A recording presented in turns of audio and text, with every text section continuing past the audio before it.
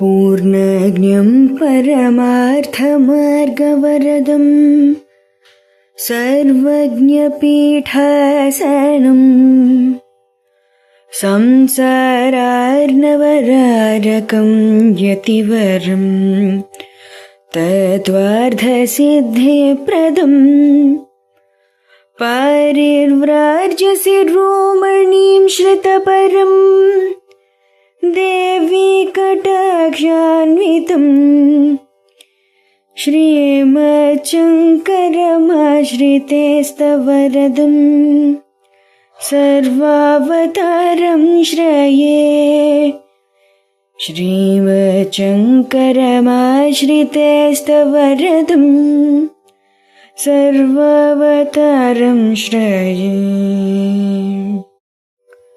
श्रुतिस्मृतिपुराणानाम् आलयं करुणालयं श्रुतिस्मृतिपुराणानाम् आलयं करुणालयं नमामि भगवत्पादशङ्करम् नमामि भगवत्पादशङ्करं लोकशङ्करं లోకశంకరం. శ్రీ గురుభ్యో నమః. శ్రీ శ్రవణం ఛానల్కి శ్రోతలందరికీ కూడాను మరొకసారి స్వాగతం. ఈరోజు మనం 243, 244 శ్లోకాల్ని చెప్పుకోబోతున్నాం అనమాట. ఇది మనకి మహావాక్య విచారం జరుగుతోంది. అంటే తత్వమసి అన్న దాని గురించి శంకరాచార్యుల వారు ఎక్స్ప్లెయిన్ చేస్తున్నారనమాట. దాన్ని మనం తెలుసుకుందాం. ముందుగా ఈ 2 శ్లోకాలని కలిపి విందాం, ఆ తర్వాత వివరణ. తత్వం పదాభ్యాం అభిధీయమానయోః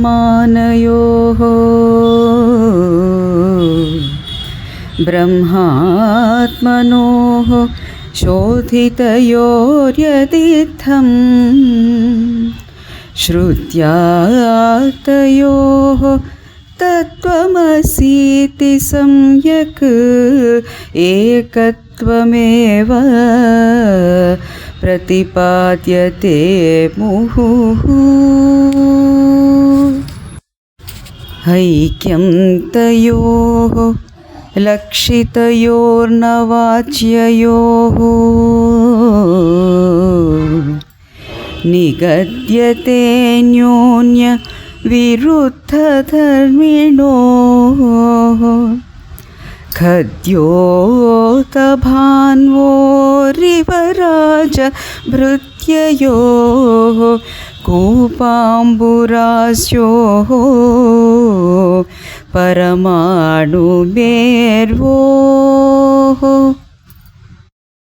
ప్రతిపదార్థాన్ని చూద్దాం. తత్వం పదాభ్యం త్వత్ త్వం అను 2 పదముల చేత అభిధేయమనయోః చెప్పబడుతున్నది.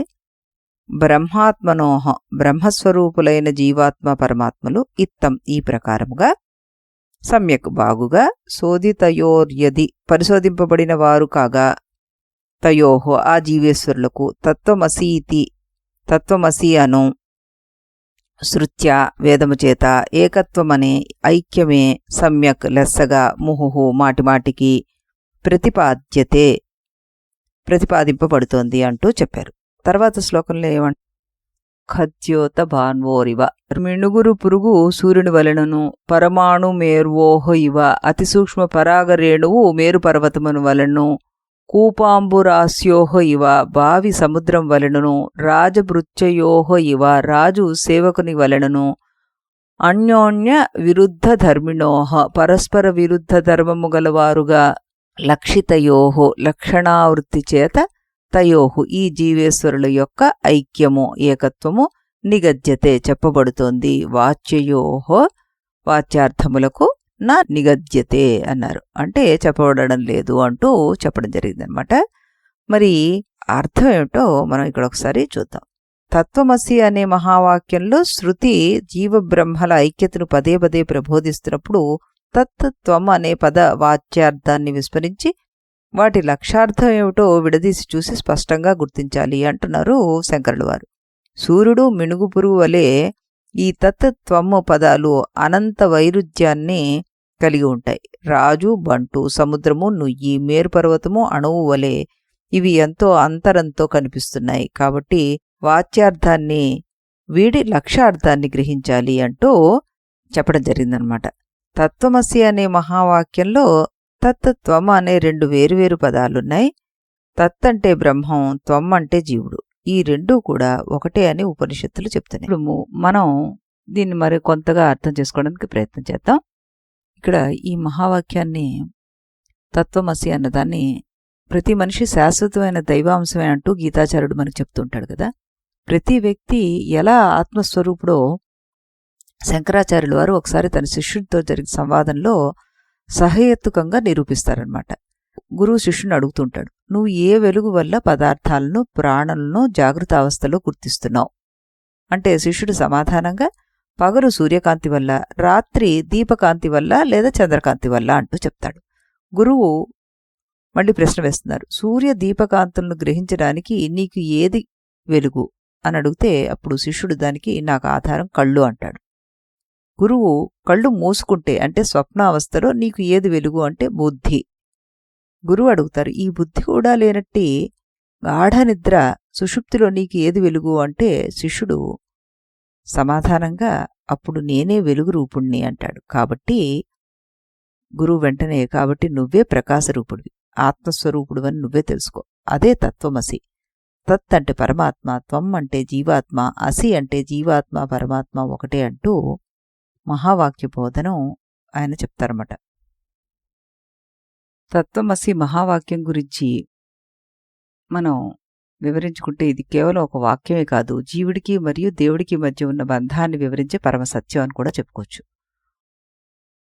సామవేదంలో ఇది చాందోగ్యోపనిషత్తులోని 6వ అధ్యాయంలో మనకు కనిపిస్తుంటుంది. ఉద్దాలక మహర్షి తన కుమారుడైన శ్వేతకేతుకి ఆత్మజ్ఞానాన్ని బోధించే సందర్భంలో ఈ వాక్యాన్ని ఉపయోగిస్తారు అంటూ మనం చెప్పుకున్నాం కదా. గురుకులం నుండి విద్యాభ్యాసం పూర్తి చేసుకుని అంతా నాకే తెలుసు అనే గర్వంతో ఉన్న శ్వేతకేతుకి కంటికి కనిపించని పరమాత్మ సత్యం గురించి తండ్రి వివరిస్తాడు. ఆ అధ్యాయంలోనే రకరకాల ఉదాహరణలతోటి మొత్తం 9 సార్లు శ్వేతకేతుకి తత్వమసి అన్నదాన్ని ఉపదేశిస్తారు ఆయన. తండ్రి శ్వేతకేతువును ఒక చిన్న మర్రిపండు తెచ్చి దాన్ని పగలగొట్టమంటాడు. లోపల ఏముందని అడిగితే చాలా చిన్న విత్తనాలున్నాయి అంటాడు. మళ్ళీ ఆ విత్తనాన్ని పగలగొట్టమంటే ఇప్పుడు ఇందులో ఏమీ కనిపించడం లేదు అంటాడు. అప్పుడు తండ్రి ఏమీ లేదంటుకుంటున్నా ఆ శూన్యం నుంచే మరి ఇంత మర్రి చెట్టు పుట్టింది, అలాగే కంటికి కనిపించని ఆ సూక్ష్మ పరమాత్మ నుంచి ఈ సృష్టి అంతా పుట్టింది, ఆ పరమాత్మయే నువ్వు అంటూ చెప్తాడనమాట. అలాగే ఇంకొక దాంట్లో గ్లాసులో నీటిలో ఉప్పు వేసి మరుసటి రోజు రమ్మంటాడు. మర్నాడు వచ్చి చూస్తే ఉప్పు కనిపించదు. అప్పుడు తండ్రి ఆ నీటిని పైభాగం నుండి, మధ్య నుండి, అడుగు నుండి రుచి చూడమంటాడు. ఎక్కడ చూసినా ఉప్పుగానే ఉంటుంది. అప్పుడు తండ్రి చెప్తాడు, ఉప్పు కంటికి కనిపించకపోయినా నీటిలో ఎలా కలిసి ఉందో అలాగే పరమాత్మ కంటికి కనిపించకపోయినా కూడాను ఈ సృష్టి అంతటా నీలో నిండి ఉన్నాడు, ఆ పరమాత్మే నువ్వు అంటూ చెప్తాడు. మరొక ఉదాహరణ కింద తేనెటీగలు వేరువేరు పుష్పాల నుండి రసాన్ని సేకరించి తేనెగా మారుస్తాయి. ఆ తేనె కలిశాక ఏ రసం ఏ పువ్వుతో వేరుగా గుర్తించలేము. అలాగే మోక్షాన్ని పొందాక జీవాత్మ పరమాత్మ కలిసిపోతుంది, వేరుగా ఉండదు అంటూ చెప్తారనమాట. అద్వైత వేదాంతంలో శంకరాచార్యుల వారు ప్రతిపాదించిన సిద్ధాంతానికి ఈ వాక్యం మూలస్తంభం.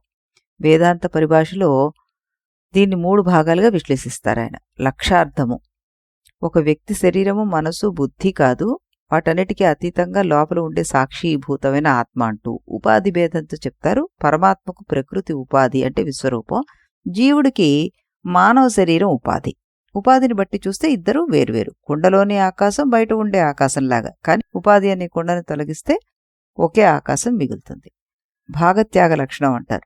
గణితంలో మనం x=y అన్నట్లుగా ఇక్కడ బాహ్య రూపాలైన శరీరాన్ని, మాయను పక్కన పెట్టి చూస్తే లోపల ఉన్న చైతన్యం, విశ్వ చైతన్యం రెండూ ఒకటే. ఈ రకంగా మనం దీన్ని అర్థం చేసుకోవచ్చు. తత్వమసి మన జీవితానికి ఎలా ఉపయోగపడుతుంది అంటే, ఈ మహావాక్యం కేవలం చదవడానికి కాదు, జీవితంలో ఆచరించడానికి అని శంకరుల వారు అనేకసార్లు చెప్తారు. భయం, ఆందోళన నుండి మనకి విముక్తిని కలగజేస్తుంది ఇది. ఎందుకు? భగవంతుడు నాలోనే ఉన్నాడు అని తెలిసినప్పుడు ఒంటరితనం, భయం పోతాయి. మనకి సమభావం ఒకటి ఏర్పడుతుంది. నాలో ఉన్న దేవుడే ఎదుటివారిలోనూ ఉన్నాడు అని గ్రహించినప్పుడు ద్వేషము క్రోధము నశించి అందరిపైన ప్రేమ కలుగుతుంది. వీటన్నిటికీ మించి ఆత్మవిశ్వాసం, మనం బలహీనం కాదు, మనలో అనంతమైన దైవశక్తి దాగి ఉందనే నిజాన్ని ఇది గుర్తు చేస్తుందన్నమాట. ఇక్కడ స్వామీజీ ఏం చెప్తున్నారంటే, ఈ రెండు కూడా ఒకటే అని ఉపనిషత్తులు చెప్తున్నాయని అంటూ ఆయన అంటున్నారు, నువ్వే దైవానివి అని మహావాక్యం అన్నప్పటికీ ఈ శరీరము దైవము కాజాలదు. నువ్వు అయిన మనస్సు కాని బుద్ధి కాని దైవం కావడానికి వీల్లేదు. పంచకోశాలను అధిగమించిన స్థితిలో సత్తురూపమైన చిదంశ అనుభవంలోకి వస్తుంది. ఇప్పటి వరకు ఈ అయిన శ్లోకాలన్నిట్లోనూ మనిషిలో వ్యక్తమయ్యే ఆత్మ వివరించబడింది మనకి. మరి సర్వత్రా వ్యాపించి ఉండే చైతన్యమే బ్రహ్మం కదా. ఇది వ్యక్తిలో వ్యక్తమైనప్పుడు అంటే వ్యష్టిగా అధ్యాత్మ అనబడుతుంది. నీలో వ్యక్తమయ్యే ఈ ఆత్మే అంతటా ఉండే బ్రహ్మం. ఇదే ఇక్కడ ఈ ఉపనిషత్తు మహావాక్యంలో సూచించబడుతుంది. మనలోని 3 శరీరాల స్వభావాన్ని నిశితంగా పరిశీలించినప్పుడు మనలో కదిలే భావాలన్నింటినీ ఒక చైతన్యం ప్రకాశింపజేస్తోందనే విషయాన్ని స్పష్టంగా గ్రహించగలుగుతాం. అనంత భావార్థ గర్భితమైన ఈ తత్వమసి మహావాక్యంలో మనలో ఉండే చైతన్యమే సర్వత్రా ఉండే చైతన్యం అని స్పష్టం చేయబడుతుంది. ఉపనిషత్తులన్నీ కూడాను పదే పదే ఈ జీవబ్రహ్మ ఏకత్వాన్ని సూచిస్తున్నాయంటున్నారు ఈయన. మనం కేవలం వాచ్యార్థాన్నే తీసుకుంటే త్వం అంటే సూచించేది జీవుణ్ణి, తత్ అంటే సూచించేది బ్రహ్మని. ఒకటే కావడం ఎలా అసంభవం. పరిమితులతోటి, మృత్యువుతోటి, దుఃఖాలతోటి కూడిన నేనెక్కడా, బ్రహ్మెక్కడా? అనంత పరబ్రహ్మ స్వరూపమైన సచ్చిదానందం నేను కావడం ఎలా సంభవం? ఈ రెండిటికీ మధ్య ఏనుక్కి దోమకి ఉన్నంత తేడా ఉంది. ఈ రెండూ ఒకటే కావడం ఏ విధంగా సాధ్యం అంటూ ఇక్కడ ప్రశ్నిస్తున్నారు. నిగూఢంగా సూచించే మహావాక్యం నుండి మాత్రమే మనం జీవబ్రహ్మల ఏకత్వాన్ని సాధించగలుగుతాం. ఏకత్వం ఈ మహావాక్యంలో అంతర్లీనంగా ఇమిడి ఉంది అంటున్నారు ఈయన. మనలో ప్రతి ఒక్కరిలోనూ అంతర్గతంగా ఉన్న చిదంశ ఒకటేనని, అదే బ్రహ్మమని చెప్పడానికి ఈ వాక్యం ప్రయత్నిస్తోంది. బ్రహ్మం సర్వవ్యాప్తం కాబట్టి అంతటా ఉండాలి. మనలో కూడా అదే వ్యాపించి ఉంది.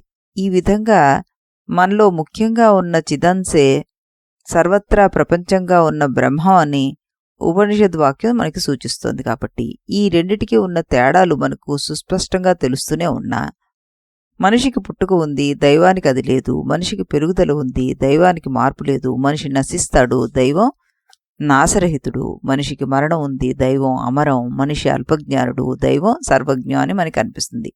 ఇన్ని భేదాలు స్పష్టంగా కనిపిస్తున్నప్పుడు మహావాక్యపు వాచ్యార్థమే నిజమని అనుకోలేం మనం. మహావాక్యం మరేదో అర్థాన్ని సూచిస్తూ ఉండాలి.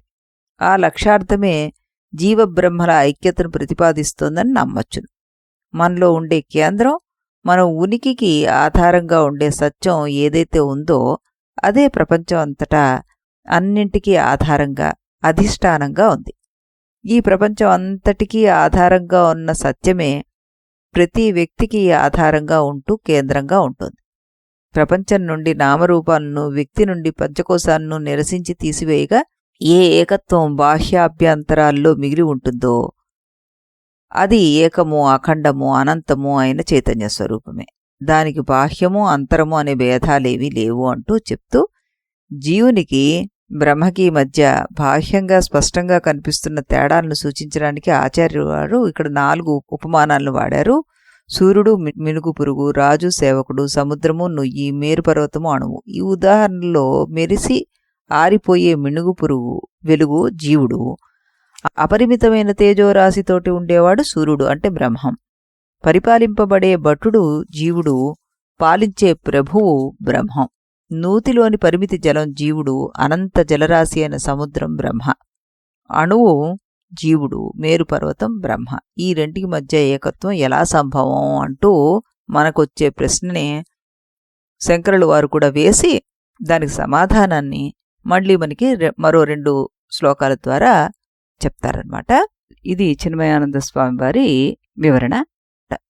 ఈ రకంగా మనం ఇక్కడ ఈ తత్వమసి అన్నదానికి ఎంత మనకి శాస్త్రం చెప్పిన దాన్ని పట్టుకున్నా, ఎంత బ్రహ్మవాక్యాన్ని పట్టుకున్నా అనుభవపూర్వకంగా తెలుసుకోకుండా మనం అర్థం చేసుకోవడం కష్టం. అది ఎలా తెలుసుకోవాలో దానికి సువిధమైన మార్గం ఏమిటి అన్నదే శంకరాచార్యులు వారు మరికొన్ని శ్లోకాల ద్వారా మనకి అర్థం చేయించడానికి ప్రయత్నం చేస్తారు. ఆ శ్లోకాలను కూడా వింటూ ముందుకు వెళ్దాం. రేపు మళ్ళీ ఇదే సమయానికి ఇదే ఛానల్లో మరో 2 శ్లోకాలతో కలుద్దాం. అంతవరకు సెలవు. ఇది గురువాక్యం, ఇది గురువాక్యం, విధి వేదాంతం విదితారకమితి బ్రహ్మము. ఇది గురువాక్యం, విధి వేదాంతం విదితారకమితి బ్రహ్మము. ఇది మొదలిది నడుమిది తుది, తెలిసిన వాడేవాడుగా. ఇది మొదలిది నడుమిది తుది, తెలిసిన వాడేవాడుగా. ఇది గురువాక్యం, విధి వేదాంతం విదితారకమితి బ్రహ్మము.